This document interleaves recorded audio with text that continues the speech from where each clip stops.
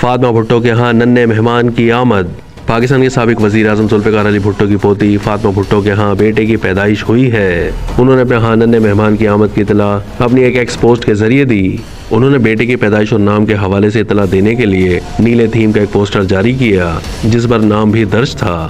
فاطمہ بھٹو اور گراہم نے اپنے بیٹے کا نام بچے کے نانا میر مرتضی بھٹو کے نام سے مشابہ میر مرتضی بائرہ رکھا۔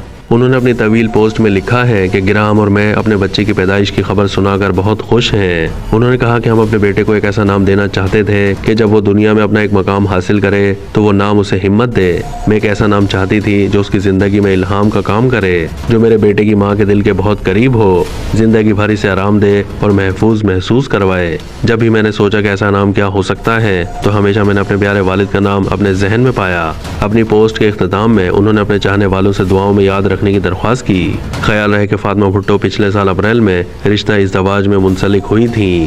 ذوالفقار علی بھٹو جونیئر نے اپنے ایک سوشل میڈیا پیغام میں بہن کے نکاح کی خبر سب کو سنائی تھی۔ انہوں نے کہا تھا کہ میری بہن فاطمہ بھٹو اور جبران کا نکاح ہو گیا۔ نکاح کی مختصر تقریب 70 کلفٹن کے گھر میں اپنے دادا کی لائبریری میں کی۔